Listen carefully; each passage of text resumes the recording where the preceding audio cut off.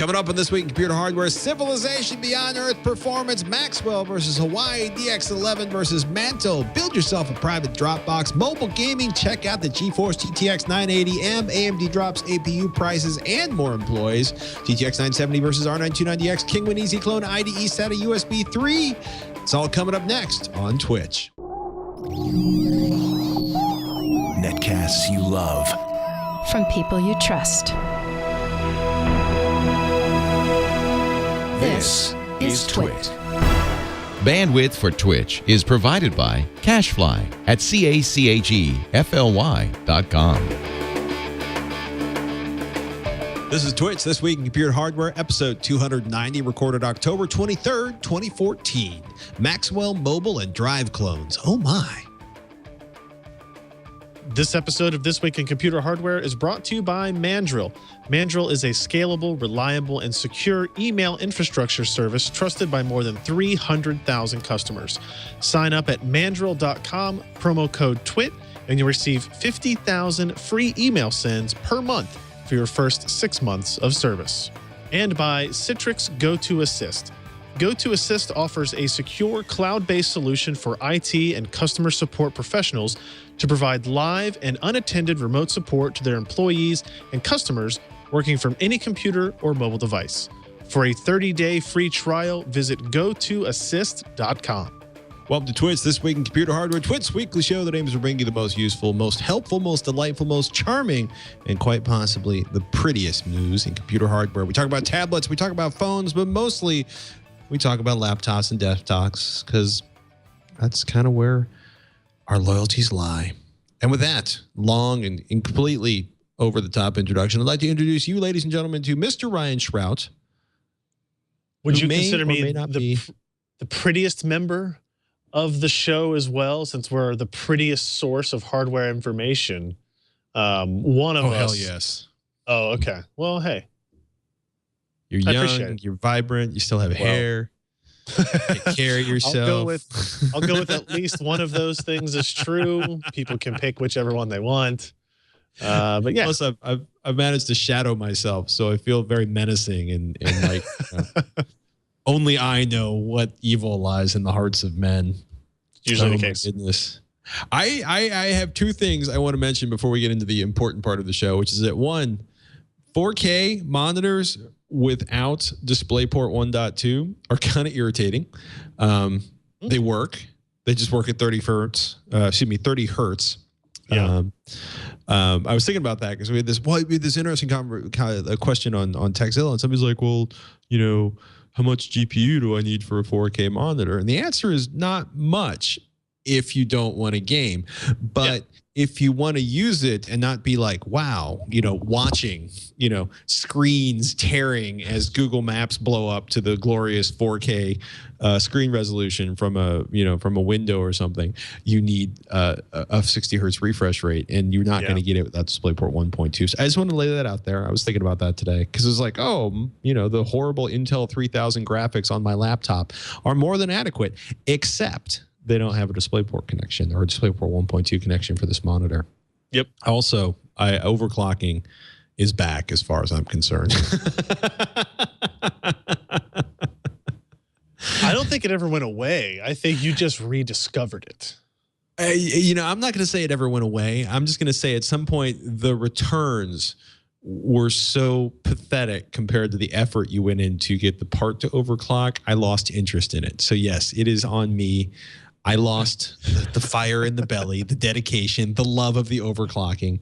But, you know, we've been building these Haswell e-boxes for a couple of our video editors, and we had a 5820K.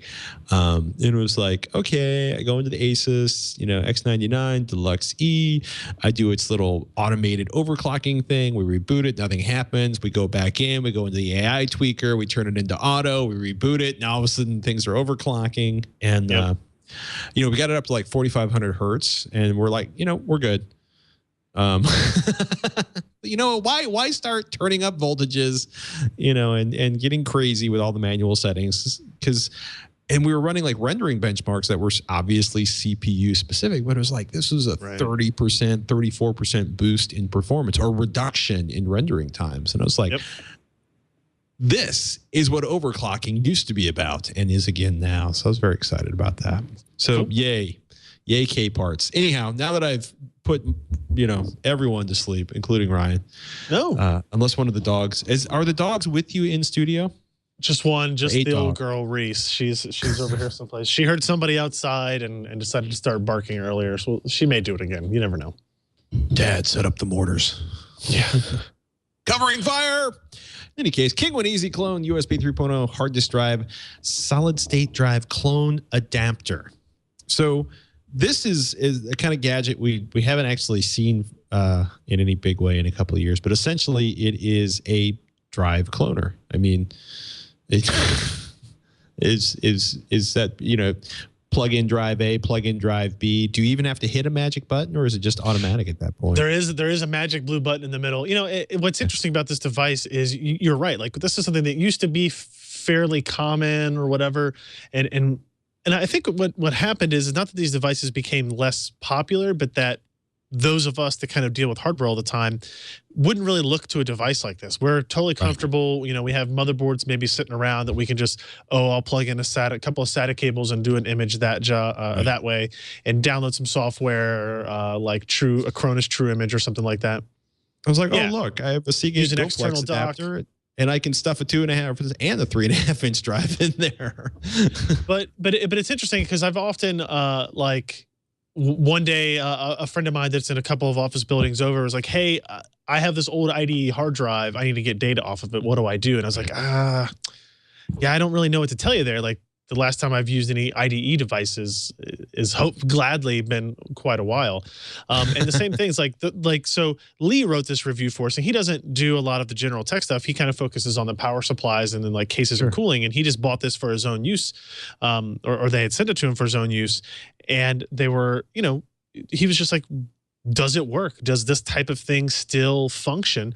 And it does, as long as you can, understand some of the limitations of it, right? It's the fact that it's software, I won't say software proof, but it doesn't require software is kind of nice. It does support IDE drives, and then it does support a SATA source drive as well. It's kind of a dumb device, if you want to call it that. The source has to be the source partition has to be smaller than the drive that you are copying it to. So if you have a more complicated setup than that, you're going to have to install software. You're going to have to do other stuff. Luckily, this device does connect to your PC through USB 3.0, so you can actually do it through that way, right? So like, it can actually just be an external drive dock as well. So you do get kind of a dual functionality out of it. And it's got little indicator lights on there to tell you the status of whether or not it's starting, it's broken, or it's complete, or it's in process, or whatever those are. It kind of gives you those indicators across there. And it's like $33. So it's kind of an interesting device maybe to just have around your office or your house or whatever, in case your aunt has a hard drive that's IDE and she wants to get all the data off of it or something. You can connect it that way, USB 3 to your PC, and you actually can access an IDE hard drive, which is almost impossible to do today. So it's funny. It's one of the things where, like, you don't need it until you need it, and then it is the most amazing thing you can possibly have. Yep. Do you even have any systems that still have an IDE jack inside of them? No, when we got this device, we were kind of looking around. I was like, this would be the only way for us to access IDE hard drives. If I had to, I could probably go back to my house and go through old motherboards and then find an old processor that fits in that motherboard and get some DDR2 memory and like build a system to access IDE. But a dock like this is really just, it's the best way to do it. Yeah. It's super simple. I'm also, by the way, now giggling because I'm envisioning, like, the Maxwell smart sub basements below your home. And, and you go down 3 elevator levels and there's this huge, warehouse full of meticulously organized and stored motherboards going back like a decade. So big depot of motherboards, yes. Meticulously organized, not so much. Not so much. And that's why, ladies and gentlemen, Ryan's going to be taking an application for someone living in the Florence or Lexington area to become the intern and chief archivist at PCPro.com. My wife would love for that to happen. She would love for that to happen. I can tell you that as well. So It's time to get an intern, man. And whoever takes that job, I just want to say you're doing good work. Of pictures. Yeah, make sure you get paid for that. NVIDIA GTX 980M, the new mobile parts from NVIDIA. We talked about these a couple of weeks ago when they were announced. Everybody was excited. MSI was excited. We're going to have the new boxes. It's more of a performance at a reduced wattage story, but I'm going to stop talking and let Ryan's... Well, I'm going to let Ryan summarize it, but I'm pretty sure when you read a title like Performance Testing Mobile Gaming at its Best, it would indicate that NVIDIA did not screw this up. Yeah. So if you remember when we talked about the desktop versions of the GTX 980 and 970, one of the big new features wasn't really a feature. It was the power efficiency of the architecture.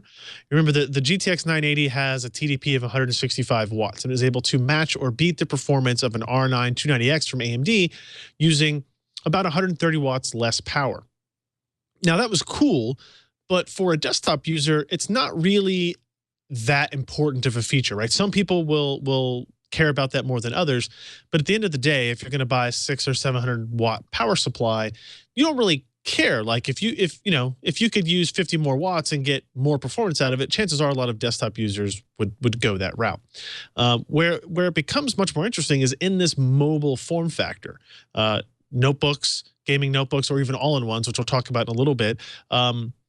They have these thermal limits, whereas with a desktop you really don't have thermal limits. You kind of have more monetary limits, or maybe you have self-defined noise limits, or you have self-defined limits in other ways. With a notebook, you're physically limited by the size of the machine and how much heatsink they want to put in there.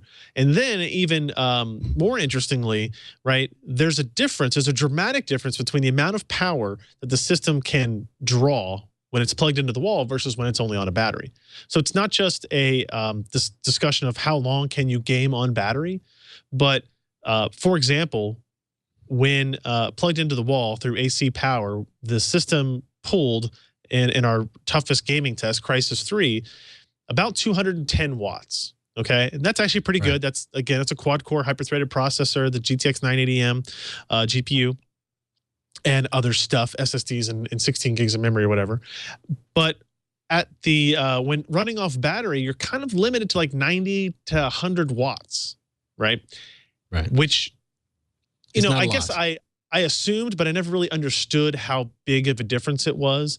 And so, as you would imagine, when you basically cut in half the amount of power that the CPU and GPU can access, your frame rates and your performance changes dramatically. If you look at, if you go to that story and you look at the GTX, actually go to the third page, is gaming performance on battery. It's a really interesting metric, right? Your frame rate basically gets cut in half. Battlefield 4 running at 1080p goes from like 65 frames per second to like 37 frames per second when running. That's the black line and the orange line in that picture he's showing on the screen now. And so that's interesting, right? And it not only does it the frame rate go down, but you get like more stuttering. You get kind of these instances where the GPU is trying to render more. It thinks it's going to be able to render more, but then it hits a wall on power draw. So it kind of has to downclock the GPU very quickly, and you get this kind of back and forth motion. NVIDIA's solution for that is obviously built into the 980M and the 970M is it's just generally more power efficient. So you're going to be able to access a higher percentage of that performance on the GPU for that amount of power that you have access to. But they've also done some cool stuff in software through GeForce Experience, which is their kind of, I don't know, their software that lets you do the TWiCH streaming and the shadow play recording and all that other stuff too. And they've had game profiles in there for a while, but for mobile now what they have is an on battery profile, which actually adjusts the settings in the game to a point where at 1080p or at your resolution rather, you'll be able to run the game at 30 frames per second steady, right? And it won't stutter and you won't have any issues and you'll have a good gaming experience.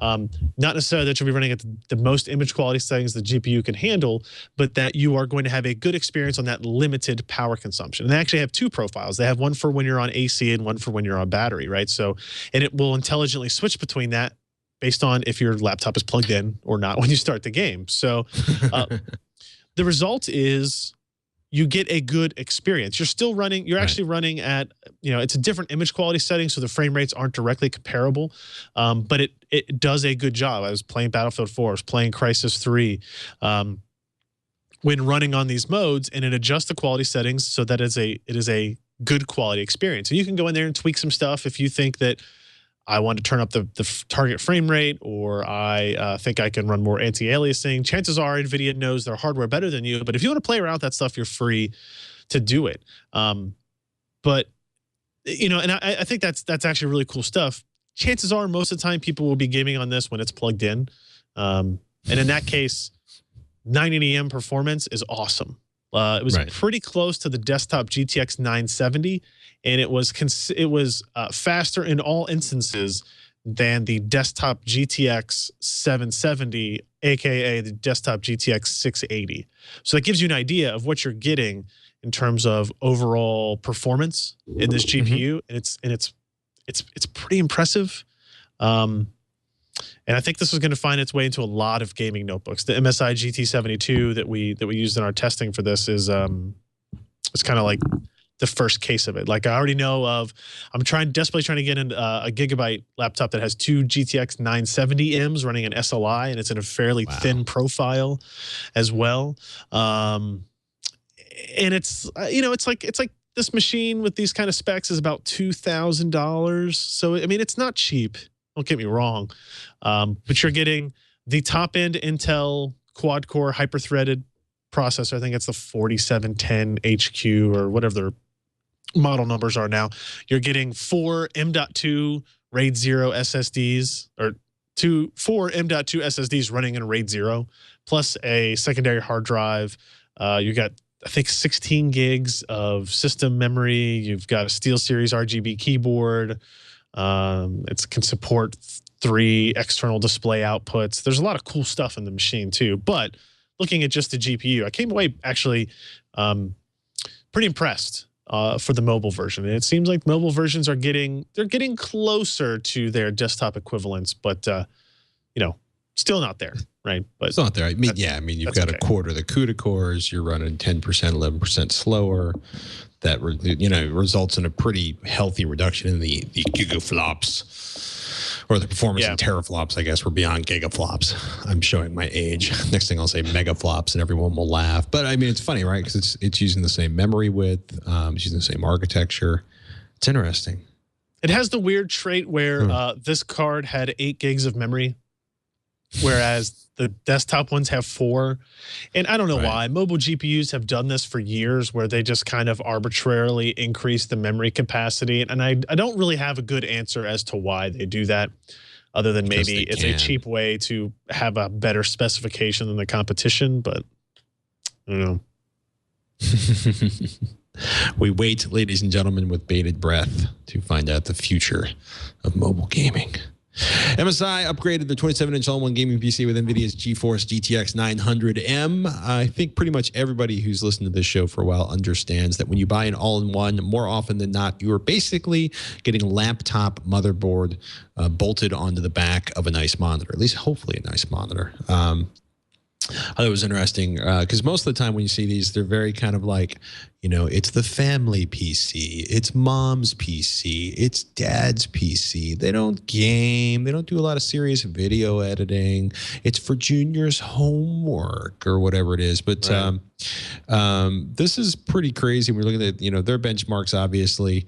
And I got to say, it's a striking design because almost invariably, all-in-one PCs are about, something in between like futuristic cyber sculpture with lots of chrome or whatever they can figure out that it's the most innocuous. Well, you know what I mean? Like you're laughing because like usually it's either they're trying to do something, the elegant styling of the Maxwell 4000, and it's like, oh, more rounded chrome. But, basically, it either looks like a small HD TV, and which basically means a black rim around the monitor with a base, or they tried to be stylish.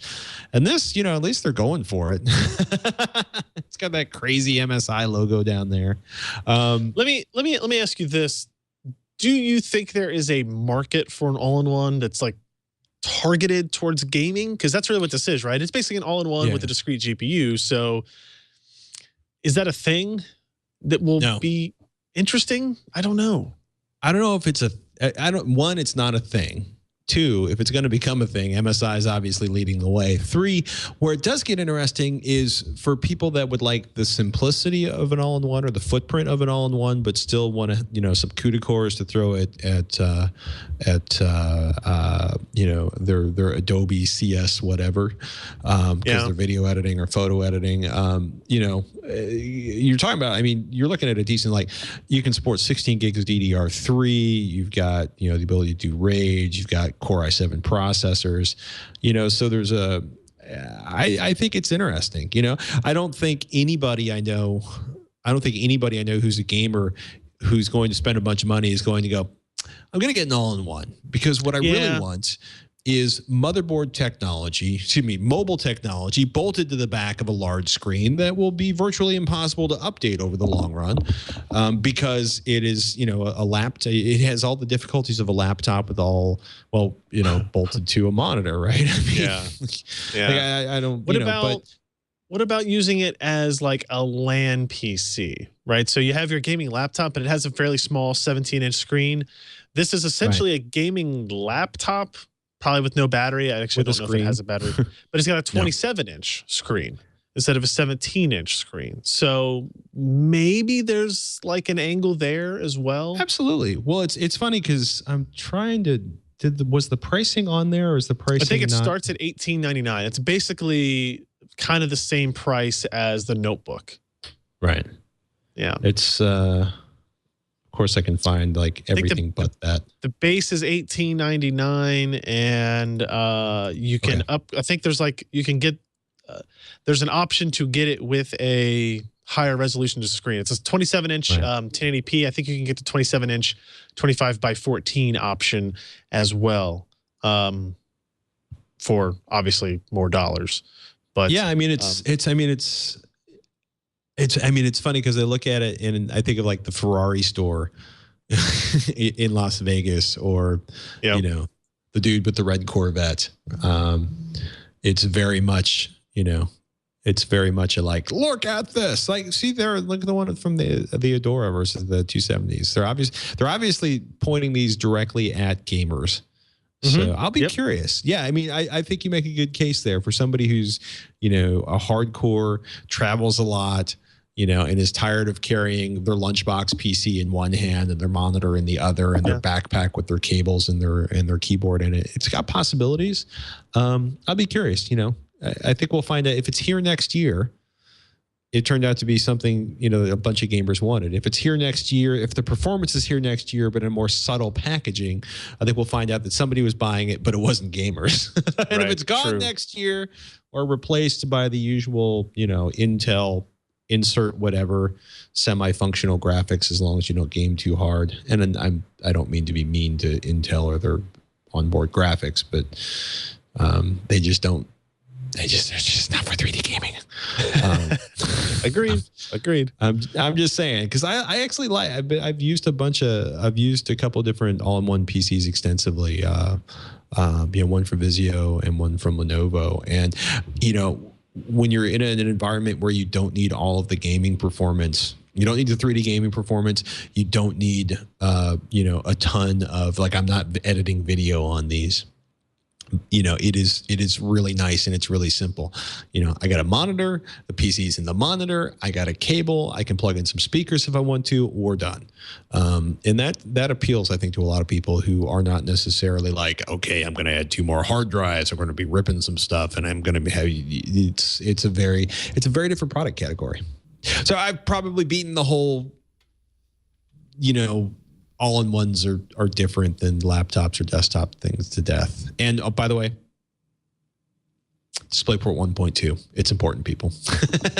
You know what else is important? Our sponsors. This episode is brought to you by Mandrill. It's a scalable, reliable, secure email infrastructure service trusted by more than 300,000 customers. It is easy to set up and integrate with.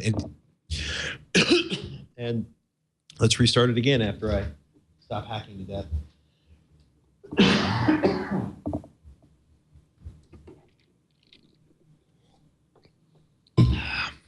The commercial that killed me. In 3, 2, should we pick it up at the thing or at the thing, Burke?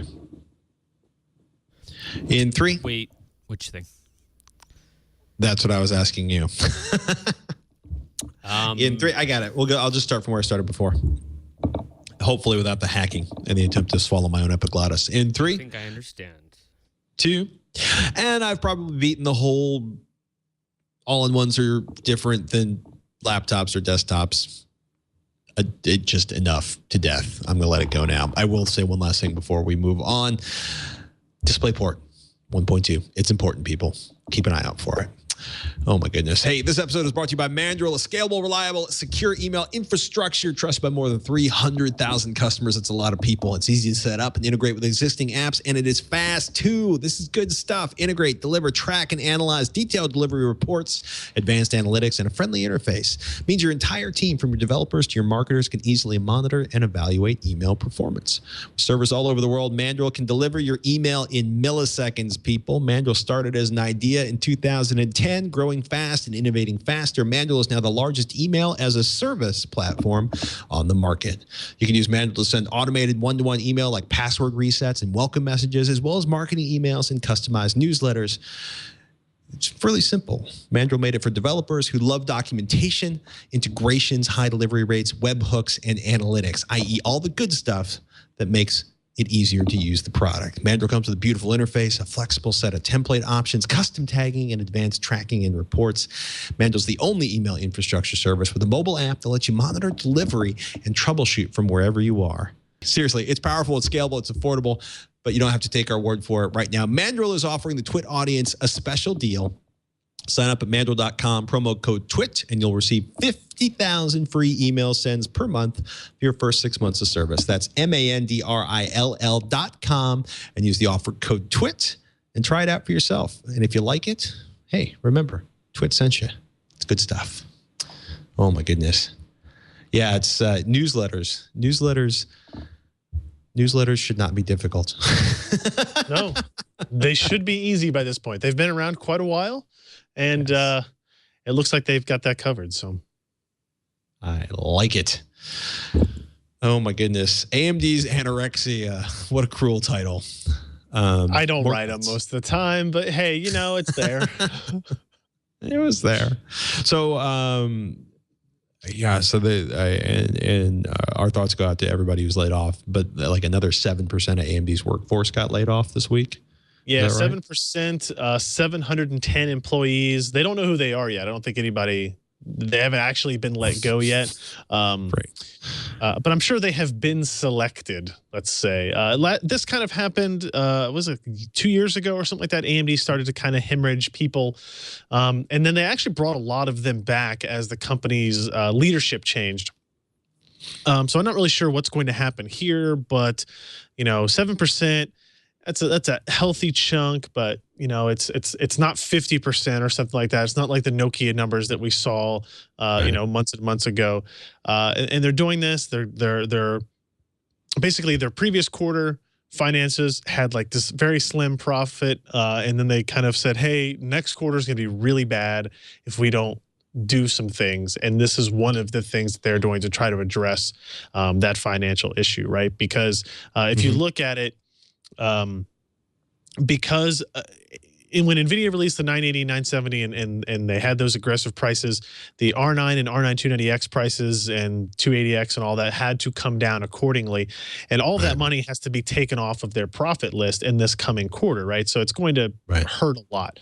And unfortunately, 710 employees' salary for a quarter is also a lot of money. But not great news. Nobody likes to see stuff like that happening. But when somebody is reporting that AMD expects its revenues to slide another 10 to 16% in the next quarter, you got to start making changes. You got to start doing things to make yourself a viable company moving forward. Unfortunately, they do not have the benefit of making a couple of $1 billion a quarter in profit like their primary competitor at Intel does, and at least NVIDIA is maintaining profitability as well. So they're in a tough spot, but they'll figure it out. They'll figure it out. As will that monster. Grabbing it always kind of frightens me when they throw that up there. Meanwhile, in cheerful and not cheerful news, AMD's cut APU prices amid the Q3 mayhem. So, are we looking at? Where did it go? There it is. So the ATN 7850K is dropped down to 143. What do we expect that to street at this point? And there comes the monster hand again. I think street prices will probably be pretty close to this. We're looking at a drop. I mean, like the A10 7850K, the flagship there has the biggest drop. It's going from like 175 to 143. Right. Not a huge price drop in absolute dollars, but in relative dollars, in percentages, it's actually quite a bit, right? So, this is both good news and bad news. It's bad news because they had to drop prices, which means these parts aren't selling at the clip that they would like. And when you drive down prices, you're driving down ASPs, average selling points, which also means that your income for the next quarter will be affected. So again, this kind of all goes into that discussion as well about the layoffs and all this other stuff going on, right? So lower prices are great for consumers. They're not great for companies, especially companies that already have financial issues. I'm not asking people to go donate money to AMD and say, please accept $210 for this processor. So in that vein, the fact that you can buy the A10 7850K, which is a fairly high performance APU, if you're looking for integrated graphics, it's the best you can buy. And you can pair that with like a $48 motherboard. And for under $200, you have a CPU, a GPU, and a motherboard. Add in some memory, buy a hard drive. You got yourself a PC. Yeah, this stuff is getting ridiculously cheap. And if you look down that way, you can get the A6 7400K. It's not going to be nearly as fast, but that's a $58 part. Pair that with a $45 motherboard, and you can kind of see how this budget building thing gets a little boost when you see prices fall for this. And also, if you buy that A10 7850K, you can also get a game, Murdered Soul Suspect, Thief, or Sniper Elite 3. So it's like you're even getting like a $30 to $50 game included in that cost as well. So that's not too bad. It was they're like, AMD home servers for everyone. Quick to the PF Sense routers. It's an interesting possibility. Man, that's getting cheap. Yep.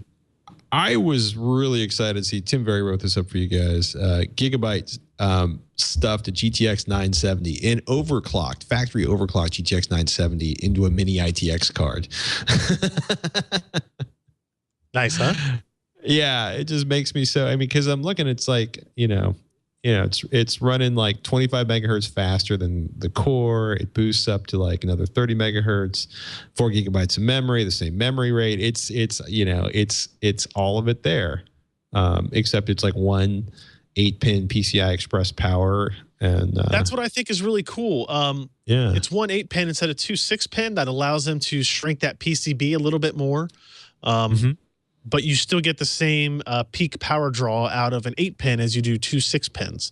The downside would be is if you have a power supply, like if you were trying to install this in a machine that had an older power supply that only had 6-pin power connections instead of an 8-pin, you'd kind of be SOL there. But I think the likelihood of that at this point in time is pretty low if you're buying a GTX 970 graphics card of any kind. So it's interesting. I love seeing this is another advantage of the power efficiency, getting it in a really small form factor. And then you can put it in a really small box. And they still claim that cooler, look at it. It's so tiny. It's basically the width of the mini ITX motherboard. Yeah. And you're gonna be able to do that, and they still say it's where's their quote here? It's like 14 degrees Celsius lower than the reference cooler for the 970 as well. Yeah. So, and look at the display outputs on that. Did you see that? Like 3 display port full size, 1 HDMI full size, and 2 DVI connections. But are they DisplayPort 1.2? Yes, they're all DisplayPort 1.2. And the HDMI is HDMI 2.0.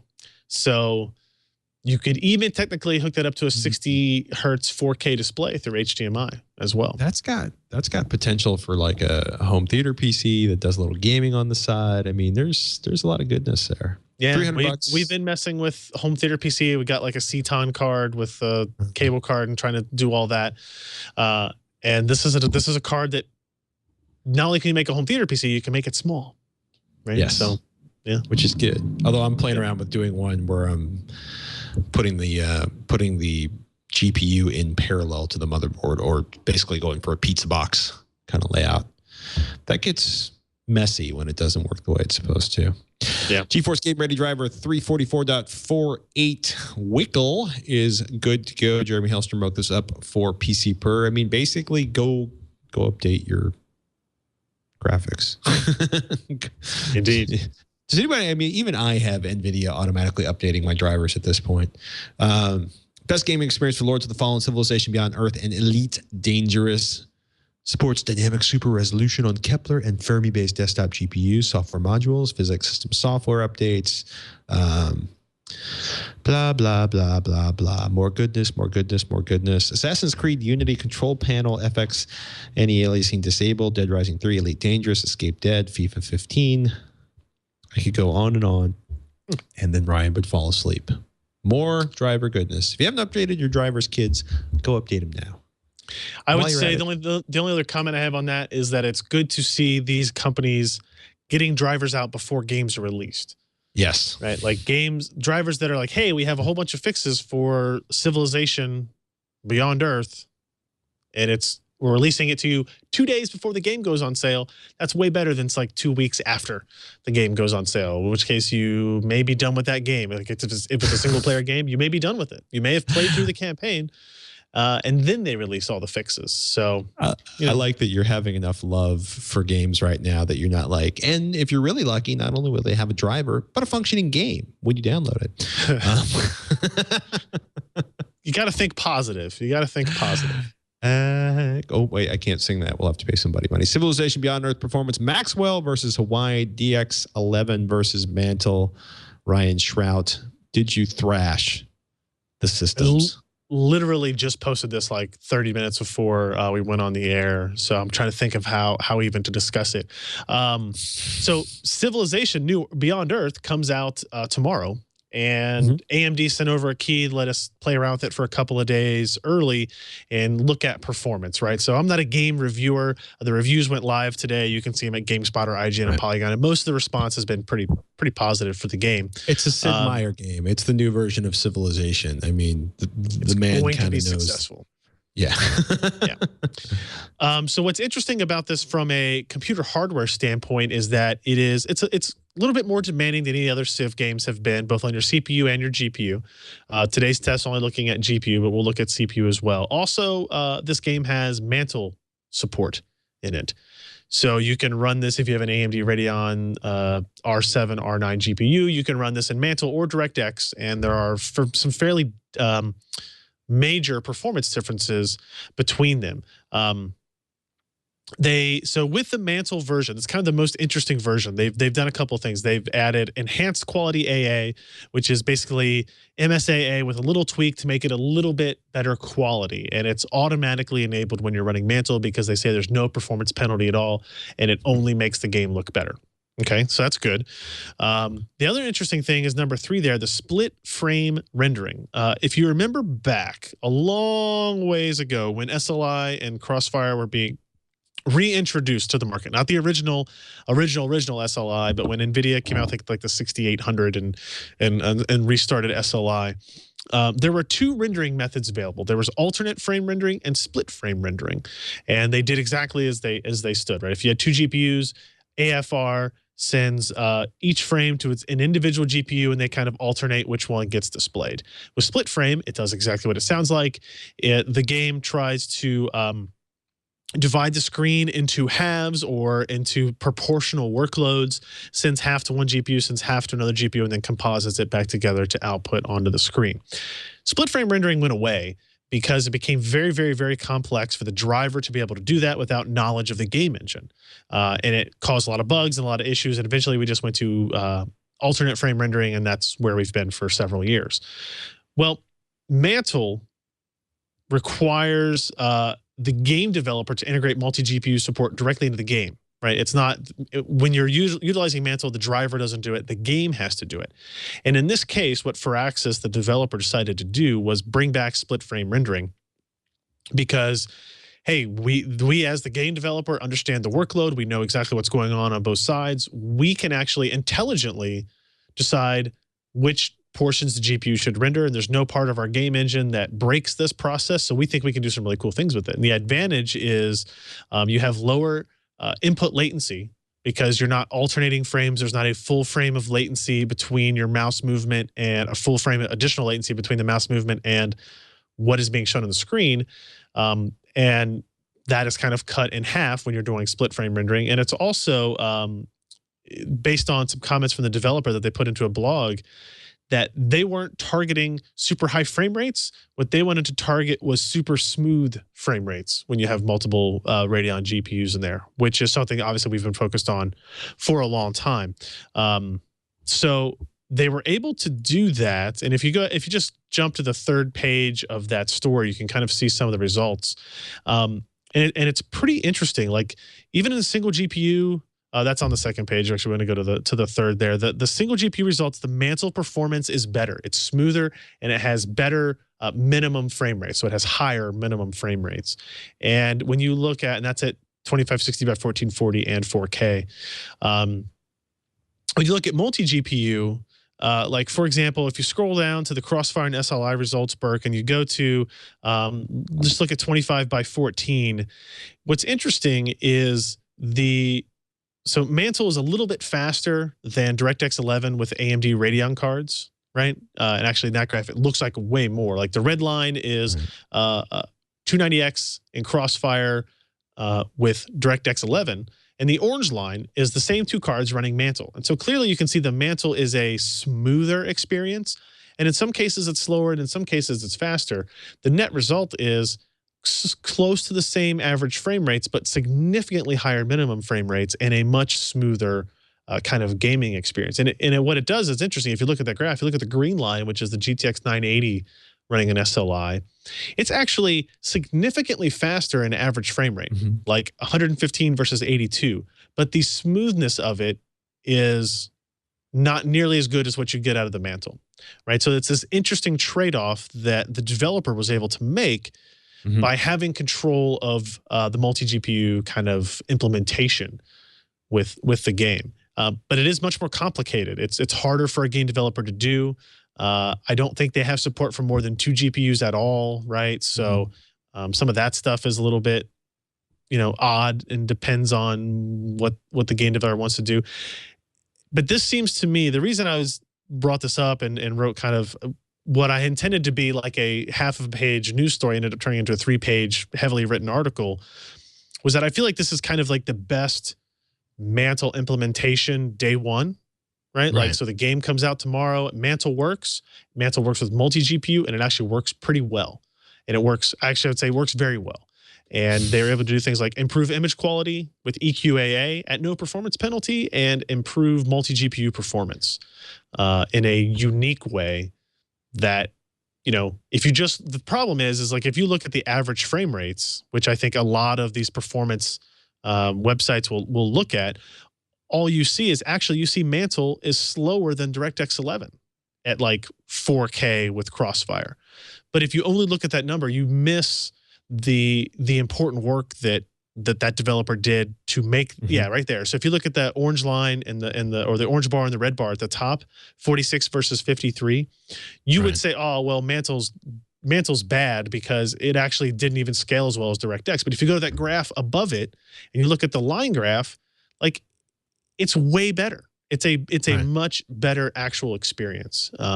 So, you know, I don't know how much of that is congrats to AMD or how much of that is, you know, on the developer. I'm sure it's a lot of work on the developer side, but it's pretty cool to see that. It's good to see an implementation that does what it's supposed to do, and an implementation of Mantle that really benefits on high-end processors, as well as kind of like what they have kind of focused on before, which is on the low-end side of the CPU world. So very interesting stuff. I encourage you guys to go read that article, because there's a lot of nuance in there about how the NVIDIA results compare, and like NVIDIA's DirectX 11 implementation is better than AMD's DirectX 11 implementation on the game, but does that matter if Mantle is there? And almost, you know, R7 and R9 graphics cards can use Mantle now. So it's a really interesting debate that I encourage people to go there and comment on and have a discussion, because I kind of just want to hear what people say about it.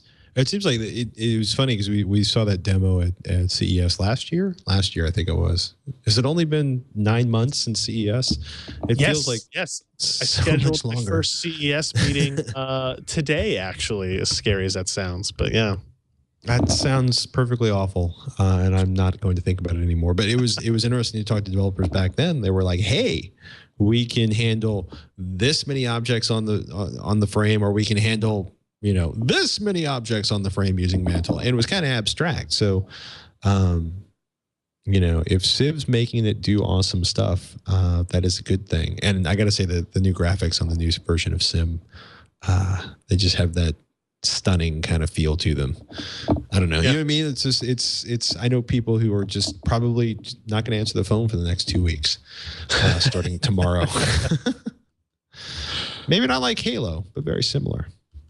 Twitch at twit.tv is the email address where you can send us questions. At Ryan Shrout, at Patrick Norton. You can find us on the Twitters. Occasionally you can find us at the mall. And if you see us, say hi.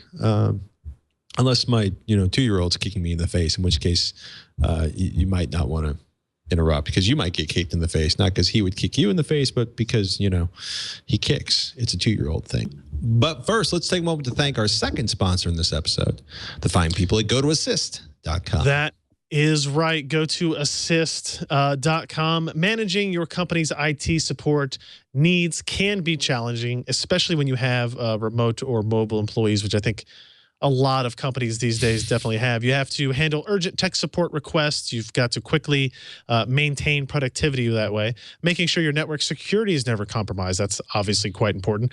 That's why we highly recommend Citrix GoToAssist, the #1 global market leader in remote support. This is an easy-to-use, cloud-based remote support solution, and it allows you and your team to solve problems faster than ever. It's pretty easy, guys. You go to Assist Remote Support. You can provide live and unattended remote support to any computer or mobile device.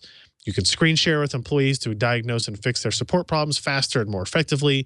You can use GoToAssist apps to deliver support anytime, anywhere, from your iPhone, from your iPad, or even your Android device, which is pretty cool.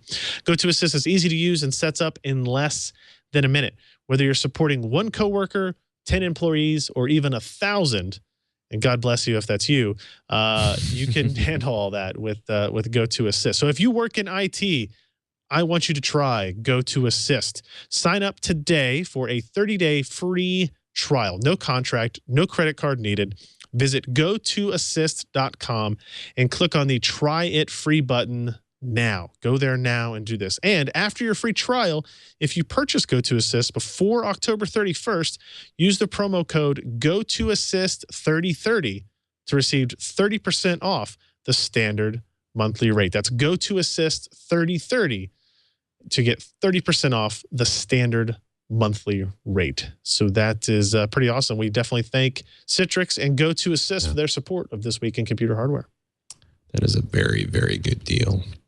If I'm not mistaken, the first question on our show today is from Little Ryan Shrout in Florence, Kentucky. Sounds like a nice guy.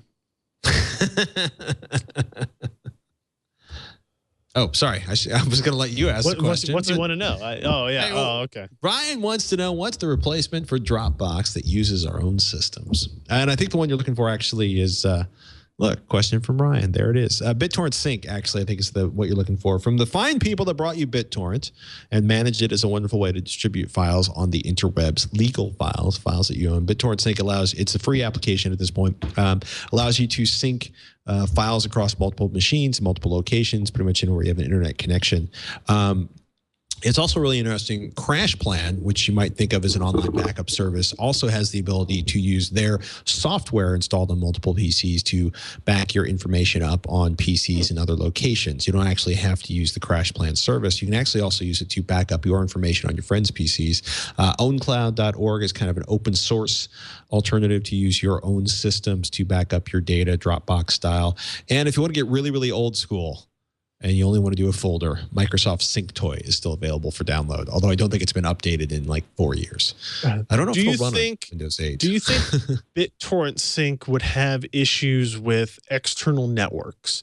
Like if I was out of town and I was at a hotel and I was trying to use it, do you think that would maybe be a potential issue that people block BitTorrent protocols? We haven't run into it so far, but I also haven't. I'm trying to think the last time I was in a hotel and had BitTorrent Sync running, but it's an interesting question.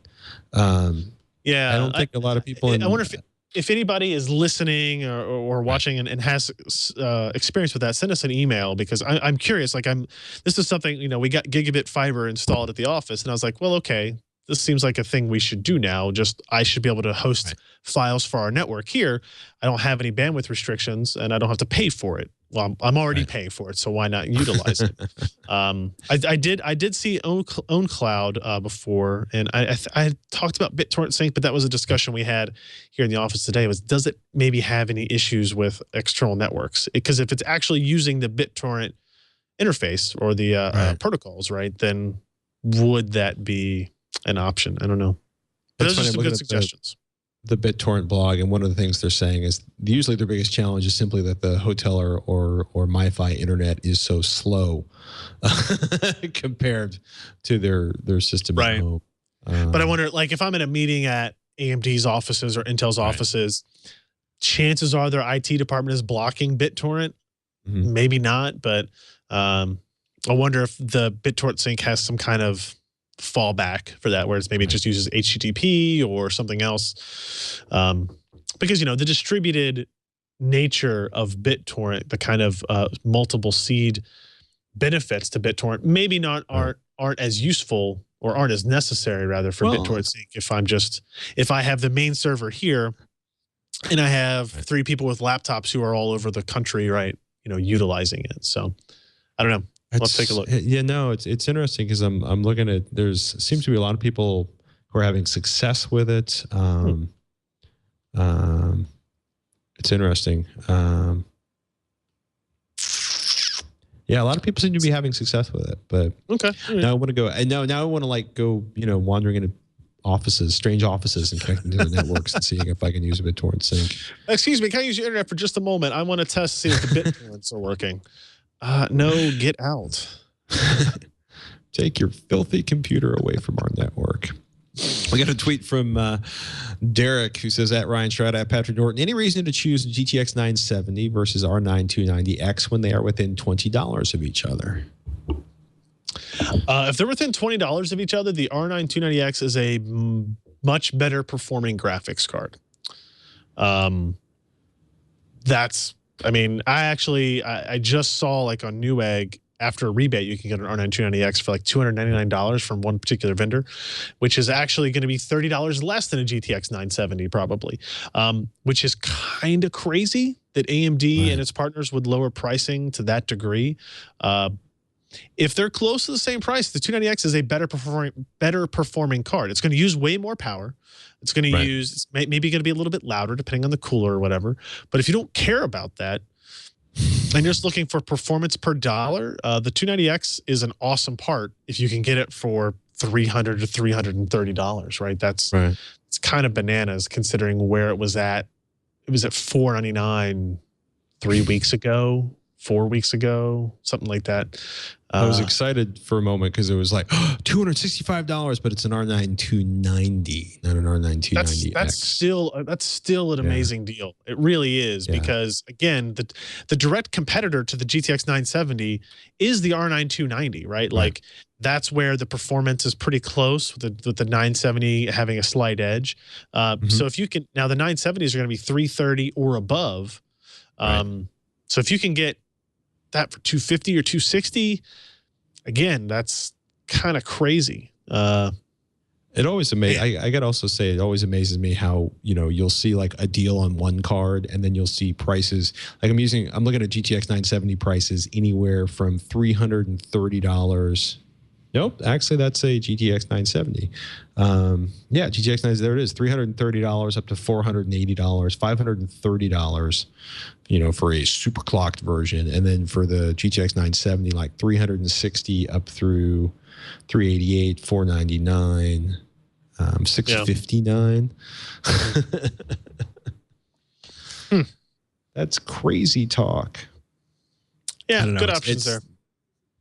Yeah, it's not a bad time to be buying a GPU by any stretch of the imagination. It is definitely not. John has a question about an old power supply. He says, I hope you might be able to offer me some advice. I've recently been given a micro ATX case and a Seasonic power supply. The case and power supply are around 10 years old, but have never been used and stored in the original cardboard box in a wardrobe closet. It's the OEM version of Seasonic Super Tornado 300 ATX 12-volt V1.3 power supply unit. The only difference I can really see is that the OEM power supply I have has two PCI Express power connectors. At the time of production, the power supply received a very good review for both efficiency and quietness. I certainly think this would be of better quality than a lot of the cheaper budget power supplies that come in OEM systems. As the power supply is the old 1.X ATX spec, it does not have the additional 4 ATX pins. The reason I'm writing this question is because I would like to build a budget gaming and general purpose PC. I realize that on newer ATX V2.X power supplies, most of the wattage is delivered on the 12-volt rails. From the spec, I can see that on this power supply, 18 amps can be delivered on the 12-volt rail, giving 216 watts. Potentially. I realize that now no power supply is 100% efficient for usage and additional wattage across other rails. I'm thinking of building a system around a Pentium G3258, 53 watts, a GeForce 750 Ti, 70 watts, H81 motherboard, 2 4-gig DIMMs, and a 256 gigabyte SSD, and 2 gigabyte green traditional hard disks. I would not expect this system to draw any more than 180 watts in day-to-day use. So basically, do you think the Seasonic power supply will be sufficient for this type of build? If this was a no-name OEM power supply, I would change it right away, but I've used Seasonic in the past and have had great experience. My concern is that the lack of the additional 4 ATX pins would cause the system to become unstable or non-functional with the use of a PCI Express graphics card, even if the power draw is within the deliverable power for the PCI Express sockets. Which is kind of fun, right? Because on one hand, like... you know, as Michael and I are fond of saying on Die Trying, we're cheap. You know, not always, but you know, we've been known to do a little extra work to save a lot of money, or do a lot of extra work to save a little money. We try to do the other one. I will say that as much as I believe in reducing and reusing and recycling and hacking, that your power supply is responsible for more weird, random, undetectable crashes and glitches than anybody outside of people selling power supplies for a living really wants to get into. You know, power supply power issues will cause your system to crash, and they will cause data corruption. You know, it will impact your performance. It will irritate the snot out of you. So but you know what I mean? Like there's nothing.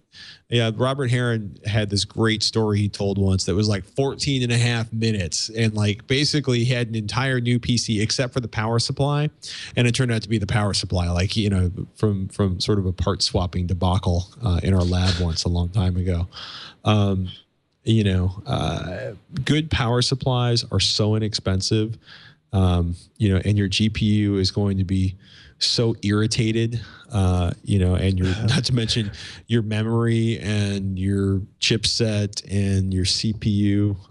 I'm going to say, find a good, wholesome home for this machine, or find a really old motherboard to build up so you can remember what it was like computing back in 2004, and buy a new motherboard. Or should be buy a new power supply. I love the idea of questioning the shelf life of a power supply. It's 10 years old, but it's never been used. What goes wrong with it? Well, I mean, a lot of things could go wrong. Things dry out, right? Like there's capacitors could go bad even if they're never used, right? They can, stuff can go wrong. Spend the $50. Yeah. And build the system and know that it's not that, well, not know, but be pretty damn sure it's not the power supply. Right. You can still get a brand new bad power supply. Yes, you absolutely can. But you'll always be thinking in the back of your head, it's like every time there's a crash, every time there's a lockup or something, it's like, well, I did use that 10-year-old power supply. I wonder if, while I am I'm actually damn impressed that you were able to save a power supply and like know where it is again in 10 years. I don't have that capability in any fashion. Well, it was given to him. Oh, okay. Somebody said, "Hey, I found this in the closet. Do you want it?" The case you could totally use. I've got one case that I think at this point is like 15 years old, and I just keep swapping stuff into it. But I mean, because you're going to sit there, you're going to basically you're going to need to find connectors and hack things together, and just I admire your gumption. And I would, if you do it and you make it work or don't make it work, I would love to hear the story, especially with pictures. But I think you're setting yourself up for a lot of work to not save a lot of money, and the potential to do a fairly healthy amount of to your GPU and your motherboard, which would be bad. Because there's there's few things in life more frustrating than being like, I'm going to save $50. I just wiped out $250 worth of hardware. This is the universal signal for being really frustrated with yourself. Or somebody. Or somebody. Yep. In any case, I think we're going to say, John, it is noble work you are attempting. Building cheap stuff is always noble work. Yeah. But get a new power supply. Ladies and gentlemen, this has been TWiCH This Week in Computer Hardware. Dare we tease what's coming up in PC Per this week? Is there anything you can speak of without legal repercussions? I don't think I have any kind of NDAs hanging over my head currently. We did get in, I don't know if I've mentioned it yet, we have the 27-inch 1080p Acer G-Sync monitor. So we have another G-Sync test. We actually have a Philips 4K non-G-Sync monitor that I'm a little disappointed in. It has a significant amount of input latency on it, which is kind of a drag because it's a really nice monitor in every other aspect, except that what am I staring at? I don't know. All the lights are blocking everything. We have a couple of reviews of retail GTX 970s and 980s coming up as well, and that a home theater piece from Steiger Dynamics. We're going to talk about using the Ceton Quad tuner card, and it has a GTX 980 in it. So, can you make a very quiet machine that can both be a gaming and a home theater PC? And is Media Center, is Windows Media Center even a thing anymore? Yes, it is. Yes, it is. It should be much more than it is. You should get Robert Harrod on to talk about that one. He has spent more quality time with Windows Media Center than any human being I've known. It's such a disappointing thing that could be awesome that's not been touched in so long, right? Yeah. Anyway, we'll talk about that another time. But that's what we've been doing. Oh, sorry. I was going to say, even in its condition, it's still better than most other media software things. Cue emails from people giving me a list of things that I should use instead. I actually have a sound card in for testing. This, ladies and gentlemen, is the remote control, the volume knob for the Sound Blaster ZXR PCI Express sound card. I am fascinated, and I love a good volume knob. So we're going to have a review of that coming up next week. I reviewed GE's new Link. So they're doing a $15 LED, like an A19 bulb, a 60-watt light bulb. excellent light quality, like a CRI of 93. So that's a color rendering index, basically how real things look or how much like sunlight colors look underneath the light of this bulb. And it has Wink's wireless control system built into it. Again, for $15. Requires a Wink hub. And I don't know if anybody's heard my reviews of Wink's quirky products in the past, but the bulb is a little different. And I'm going to make you watch the review to find out why. But it was interesting to see it because like Cree's bulbs are like $10 now. Cree's LED bulbs. And now these are showing up at $15, but with wireless control built in. That's awesome. Yeah, it is awesome. You know, you're going to have to buy like a $50 hub to do it, unless you happen to have like a Zigbee compatible hub in your life already. But that's a whole nother thing. I was looking at these bulbs and like, if I can get these to work with the Logitech's new Harmony home control system, I can control everything in the family room. Like, you know what I mean? But without, you know, it's interesting. So the Philips Hues, you know, this is, if you're curious about the home automation stuff and the light bulbs and the home theater controls, send me an email or send an email to TWiCH, TWiCH at twit.tv, or again, tweet at Ryan Shrout or at Patrick Norton. We got to go because there's stuff going on. I think it's date night. Is it date night? No, it's time for me to go home. And with that, I'm Patrick Norton. I'm Ryan Shrout. We'll see you next week on TWiCH.